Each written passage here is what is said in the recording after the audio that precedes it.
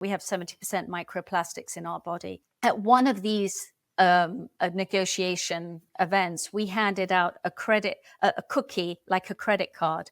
And we said, have you had your weekly dose of microplastics? Because there was a statistic that came out that we're ingesting the equivalent of a credit card's worth of microplastics.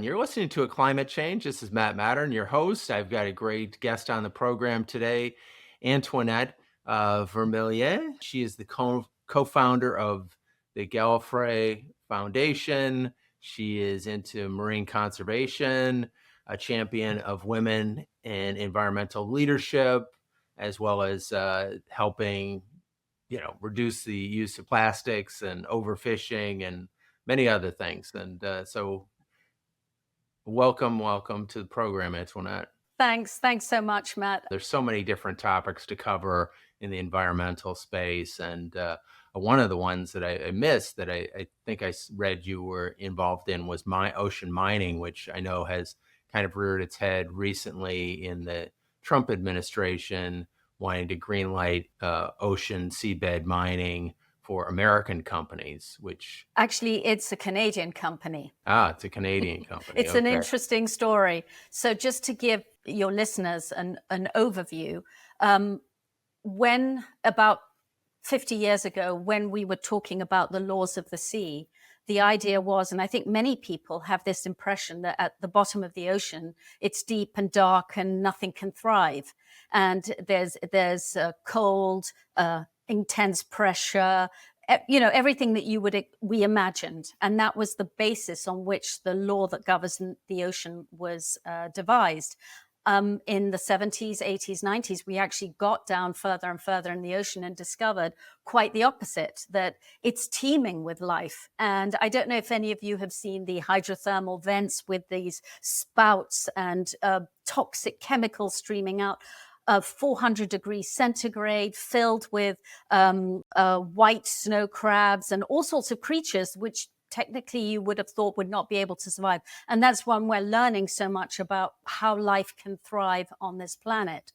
And along the way, we've also discovered that as you've been picking things up and doing research on them, we've discovered that there were some metals that could have been of interest. Particularly the new vernacular has been for the green transition, because these are rare earth minerals. And so what has happened is, over the last 10 years particularly, up until now, and in fact to today, no permit has been issued by the International Authority, the International Seabed Authority, to actually exploit mining. Yeah, it is a tragedy if we were to do it, because we certainly can do surface mining of these minerals and still get them. And if we do need them, which arguably we do, there's certainly ways to get them that are less harmful to the environment, and we shouldn't go deep sea mining.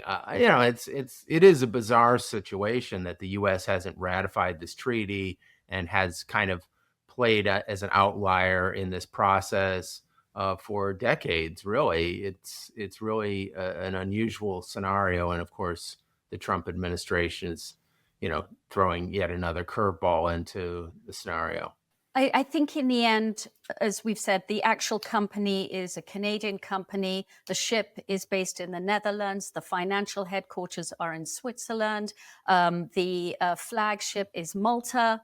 How are those countries and are going to actually sanction breaking international laws and insurance and risk?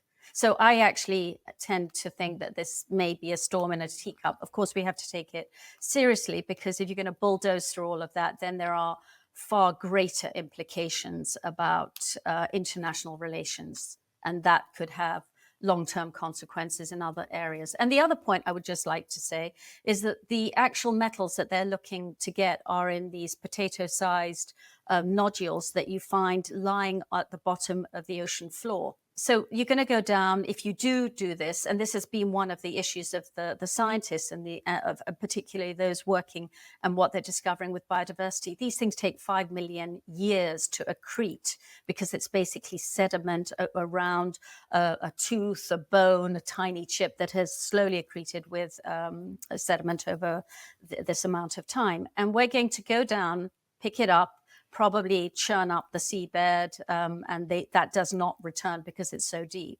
So that will leave a long-lasting scar. But more importantly, we're going to use it for something that maybe be an electric vehicle or something like that, that will last how long? 5, 10 years?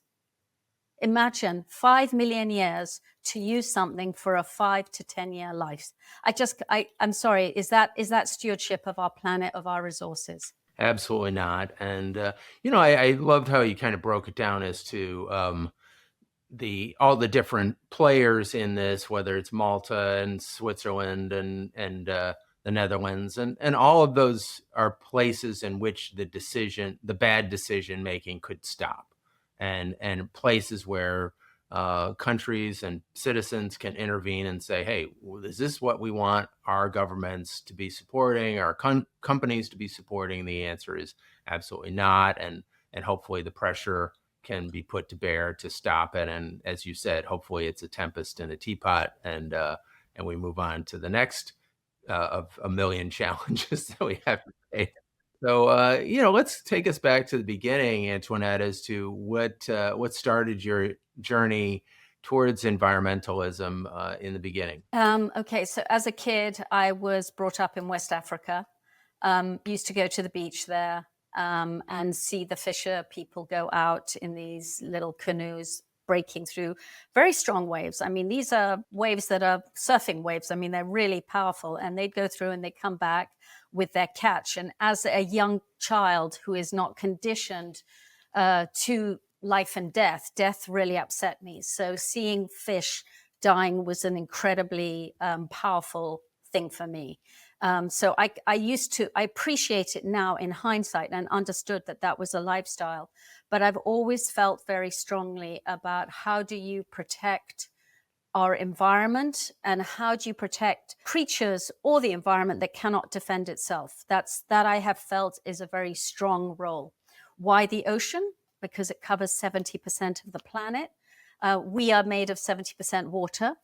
Ocean has about 70% microplastics, so do we. So we've got a lot of similarities at the moment. And so my journey actually began in seriousness about 12 years ago, when we said, okay, we're going to get involved in this. And so I just need to say my background, I'm not a marine scientist. I basically was like many people in the street. You went out, you did your job, you probably watched a few documentaries, read some books, and went, oh yeah, that's terrible. What can I do? And that was my starting point. What can I do? So the difference is I packed up all my risk and fear of being humiliated or rebutted or being told you're stupid. And I started asking questions. And so it ended up with my finding, actually coincidentally to where I live now, which is in Switzerland. Right down the road is an organization called the International Union for the Conservation of Nature, IUCN. And little beknownst to me, and I'm sure to many listeners, this is the kind of the mothership that spawned WWF. So we all know WWF, but very few people know IUCN, which has it works with policymakers, governments, scientists, and you have access to thousands of scientists. So I was in a very fortunate position because we started working with them to be able to ask scientists, how is this? Why is it? Like a child, why? And I started to learn, and it is a journey. And I always say this to everyone: when we go out and start doing things in our life, you start off as a junior. You're learning along the way. The difference is I came from a creative background and a business background. That means that my way of thinking was slightly different to other people. So you'd sit there and go, well, why haven't we tried this? And they may have come back and said, well, we did it because blah, blah, blah. Fine. Or they may have said, well, actually, we haven't tried that because of this. And then we can say, well, we're willing to take the risk and push to try that approach. And so it started off, first of all, my first task was plastics. So at the time, David Attenborough had come out with Blue Planet. There was a famous scene of a whale holding its dead baby, which they believed had the toxins in her milk had sort of affected that baby, and it had died. And that was the zeitgeist for plastics in the environment. So we started working with them to help develop their plastics. They were doing a lot, but we were trying to take it steps further. And that was when I learned about social justice, social injustice of plastics. So it suddenly was no longer just a matter of plastics are bad for the environment in the ocean. Plastics are bad for us and our health. And plastics, our waste plastic, is being exported to the global south countries because we can't be bothered to deal with them. So that also made a change. So suddenly, I often talk about a carbon tunnel vision. We can look at something and say, we're only looking at everything for, carbon reduction, okay? But we're not thinking about the other externalities. And I think it's really important, and it was the biggest lesson I learned, always look wider. What are the other impacts? And then knowing that, okay, how upstream can we go to solve that problem? Because it's no good. And the perfect analogy is if you're an operating theater and your artery is bleeding, you don't want your surgeon mopping up the floor. You actually want them to deal with the problem where it really matters. And so that's really how our work is. Where is that artery? How can we get the right surgeons to do the right things to either slow it down, mitigate it, stop it? I appreciate what you're saying about being creative. And I think creativity has such a large role in this movement. And we don't all have to be scientists to help the process forward, because scientists do think a certain way, and other people with disciplines and different mindsets think a different way, and it can be super valuable to have the melding of those different approaches working kind of in concert. And so I appreciate what you're doing on that front. So tell us kind of what then led to your next steps as far as starting the Gallifrey Foundation. Okay, so both my husband and I come from these different backgrounds. And I think at the end, what we're looking at is we're tiny. We're not an IUCN or a WWF. We're very, very small. It's basically my husband and I and a few part-time people. Well, I know as you were talking, I was thinking of somebody I've had on the show a few times, Senator Ben Allen, who's the California state senator who helped push this plastics legislation in California to reduce the amount of plastics that are used out here. And, it was kind of a landmark thing. Now I see the plastics industry is crying that it's going to take longer and they want another year to implement these changes. I was curious as to whether or not that legislation is on the radar back in Europe, and what types of legislation you're seeing in Europe to reduce the use of plastics. So in Europe, we have the Single-Use Plastics Directive. That was probably one of the fastest legislations that was passed. I think it was 2017 or 2019 that it actually went into EU regulations, and then countries had 2 years to ratify it. And basically saying ratify means the country has to say, this is how I'm going to interpret that law into my national laws. And the reason why that worked is governments and everyone were not, they hadn't, the plastics industry hadn't managed to mobilize itself enough to counter that. So it slipped in. And that's about 10 articles. It's plastic forks, it's balloon sticks, it's cutlery, it's plastic bags, so you have got quite a lot of different things, which is great. And we actually, as civil society and campaigners, have a tracker of who's doing the best at actually implementing those laws. So that's where the campaign part will be the bleating about who's good, who's bad, name and shame, because that keeps the pressure on. So in that sense, that's how that has worked. We are now I don't know if you know that there's a big treaty being negotiated, the Global Plastics Treaty, which will lead to the COP. A COP is a conference of the parties. So we know of the climate COP. I think that's quite well known. But then you have a biodiversity COP, and then we'll end up with a plastics COP. That will be the final outcome. And that's where all nations will come together and they will agree the framework under which all negotiations regarding global plastic regulations will take place. We're into round 5. It was meant to terminate last year, but we had a few stubborn members, wonder who. And so now we're in 5.2. So the point is that it's like everything. We're now trying to find different ways to highlight to member states, who will be the ones making the decisions, why they should go for a high ambitious treaty. And an ambitious treaty would mean let's try and reduce the amount of unnecessary plastic production, because all plastic production, 40% of it is single-use plastics. So, or packaging. So, which is crazy. It is absolutely crazy when we think, and so this is the other part that maybe your listeners don't know, but if you and I mentioned earlier that we have 70% microplastics in our body. At one of these negotiation events, we handed out a cookie, like a credit card. And we said, have you had your weekly dose of microplastics? Because there was a statistic that came out that we're ingesting the equivalent of a credit card's worth of microplastics. And it went down quite well because some people knew and they laughed about it, and other people were actually fascinated by this. So it created a debate. It started creating questions, linking this to health. So plastics, in order to make them soft, hard, or squishy, require certain chemicals and plasticizers.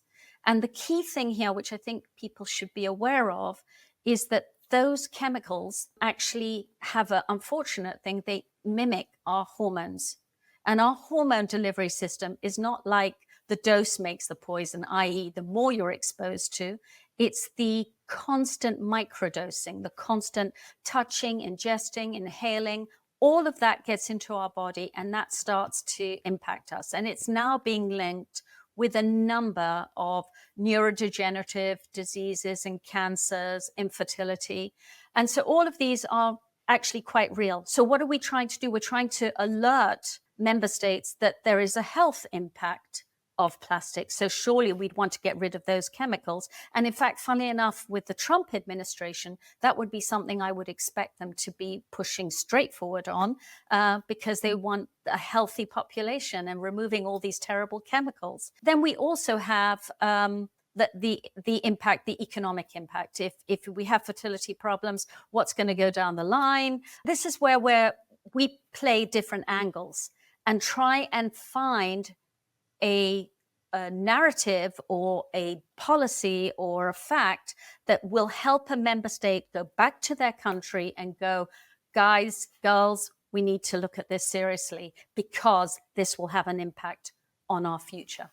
That's kind of the way we work. We have to take our wins where we can get them, and we're not going to completely phase out plastics tomorrow, but looking at a downward trajectory of the use of them in their most harmful forms. I think that would be the ideal. Obviously, we want to, and again, it's back to the artery. Surely we want to get rid of everything that is unnecessary. And the sad part is that there are so many alternatives which would be fantastic. But the problem is they're not subsidized to the tune of 17 trillion as the fossil fuel industry is.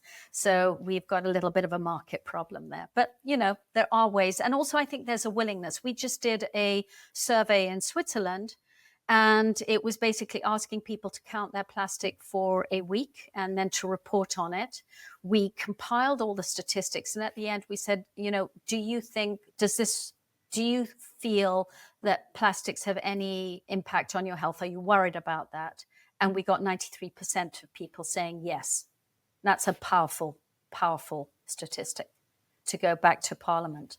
I think that certainly boycotting has a place in our society. It's not the sole tool that is going to get industry to change, but it is a tool, and it's a tool of conscious companies to say, hey, we're going to not use these if we're in a fast food chain or we're in something else. And then a consumer can feel, hey, I prefer to use this, go to this company that is sourcing more responsibly and ethically. I agree with you, but my model is always if I'm a single mother with 2 children holding a full-time job.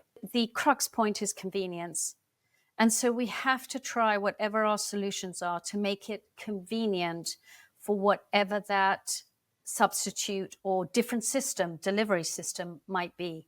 And that is where it was interesting. I actually did a podcast and it was quite heartwarming. A woman had said, I took my 7-year-old son to the supermarket and I said, this time we're going to try and avoid anything in plastic. Let's have a game.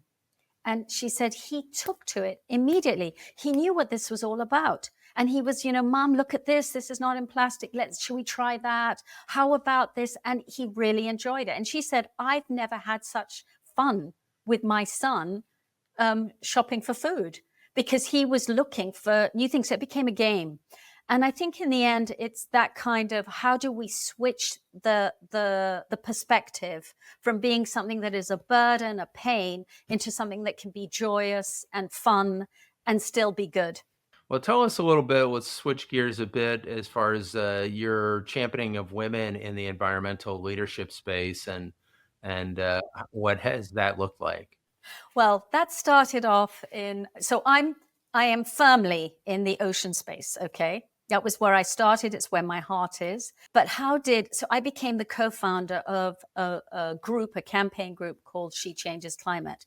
And that came about one day when COP26, that's the climate conference, was taking place in Glasgow in the UK. And Boris Johnson was the Prime Minister.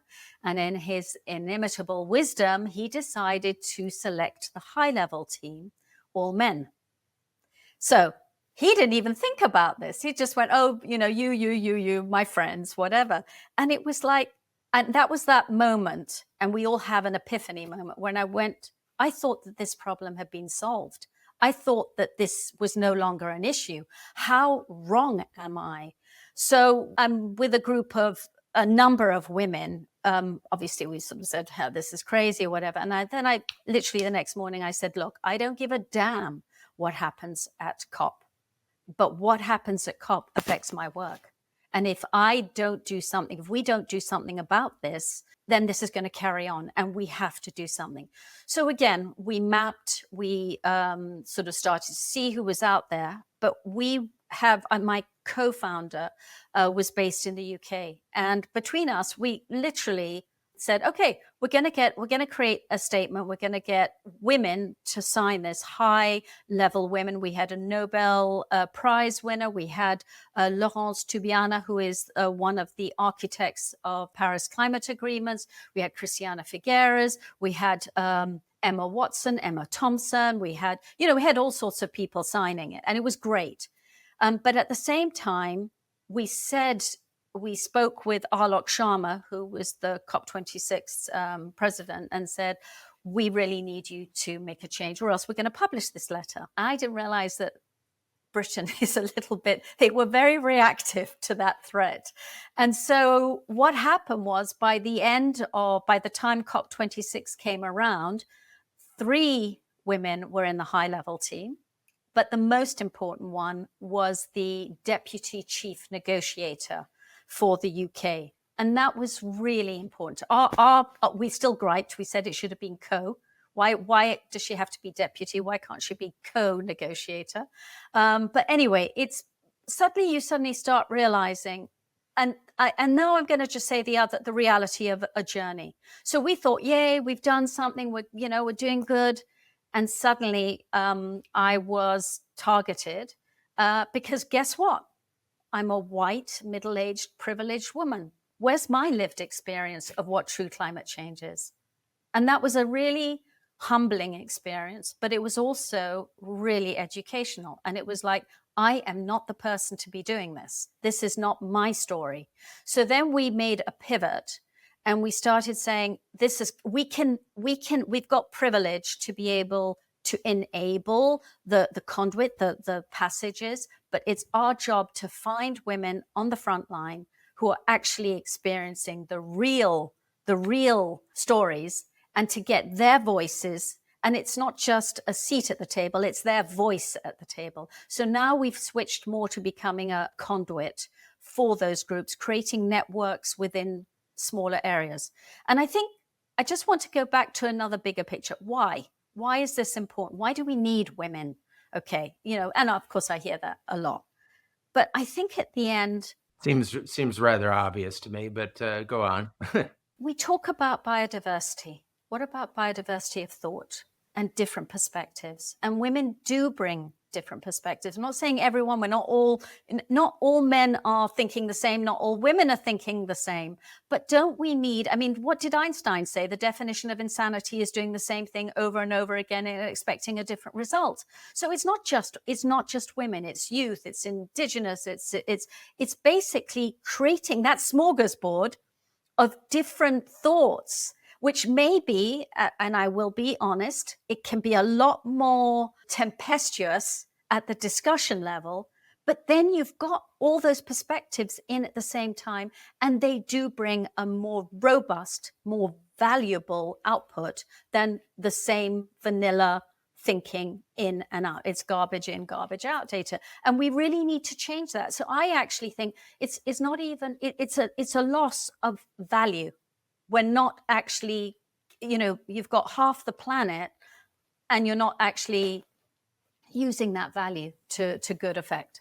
Well, I totally agree with, empowering women at all levels. And I feel like that is one of the reasons why we have the set of problems that we have across the globe. I mean, whether it's the wars that we have to the environmental destruction, that I think that if we had more women leaders and more women at the table, a lot of these issues would be looked at differently, solved differently because of the perspectives that women bring to the table. So I believe that is the revolution of the 21st century, is that, empowerment of women and at all levels. So going back to the example I said of trying to synchronize different inputs when, campaigners and policymakers and whatever, it's the same principle. The more people that you can bring in together and get there, the more you're going to ground truth where the potential problems are down the line, the more likely you are to end up with something that is actually workable, because you've had everyone who feels they are part of this, they have ownership. And there's that lack. And it's kind of, my grandmother used to say, common sense is not common. I would agree with her. And there are so many people who are so passionate.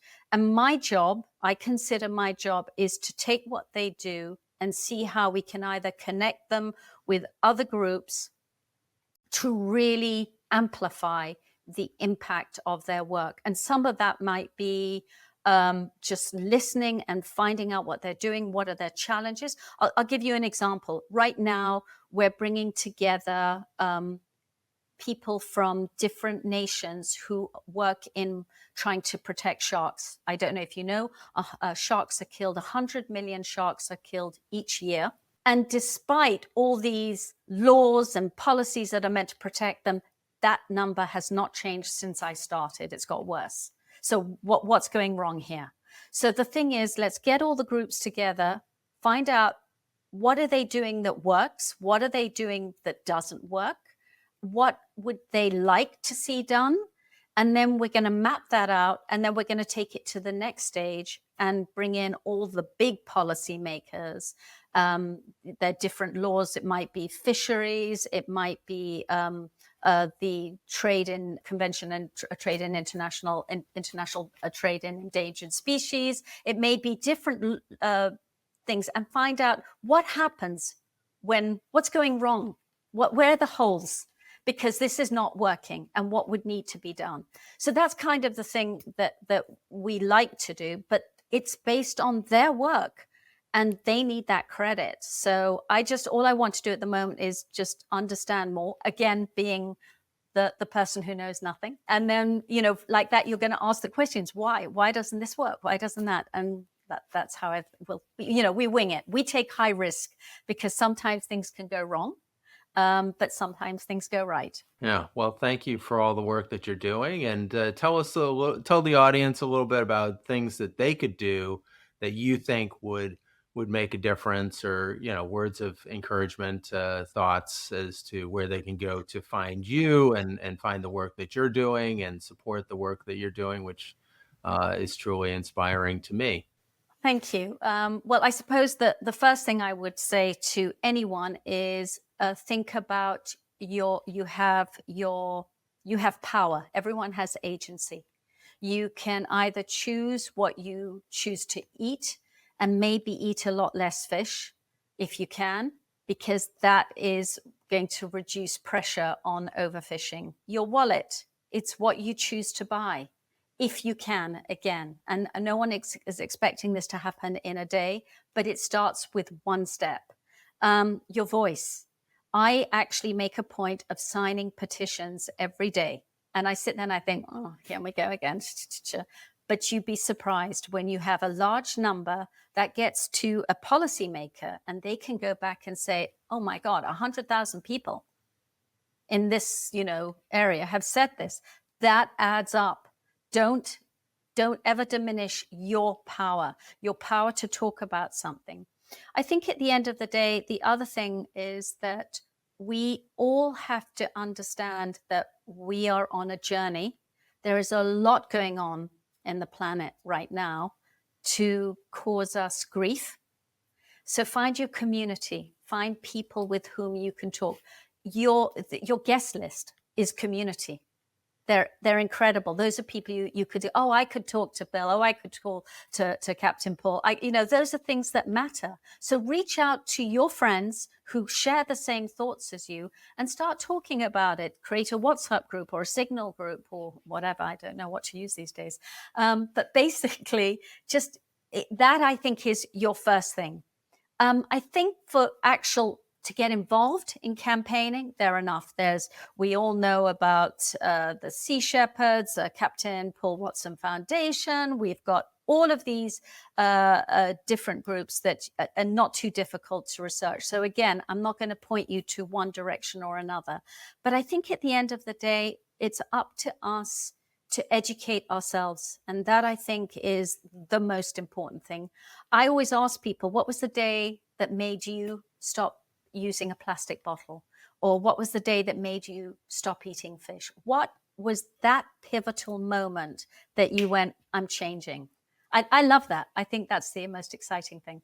Well, I think that's well said. And we all can make change every single day, and we can make better choices, and we can raise our voices and be contributing to the solution rather than being part of the problem. And that is a process. It doesn't happen in one day or 1 week or 1 year, but it's something that we can all be kind of working together. And as you said, as a community, it certainly makes it easier when we're working in concert. It makes it more fun. And so thank you, Antoinette, for being on the program. It's been delightful having you. And please give a shout out to your organization and where people can find you and work together with you. Thank you. So it's Gallifrey Foundation. And if people forget what that is the science TV Doctor Who. It's his home planet, Gallifrey. So Gallifrey.Foundation, and you'll find us there. Okay, fantastic. Well, thanks again. Lovely. Thank you very much for having me. I feel very honored. The honor is mine. Thank you. To learn more about our work at A Climate Change and how you can help us reach our goal of planting 30,000 trees in the Amazon this year, visit aclimatechange.com. Don't forget to subscribe to our podcast on Apple, Spotify, YouTube, or wherever you get your podcasts. If you like this episode, please share it with a friend. See you next time.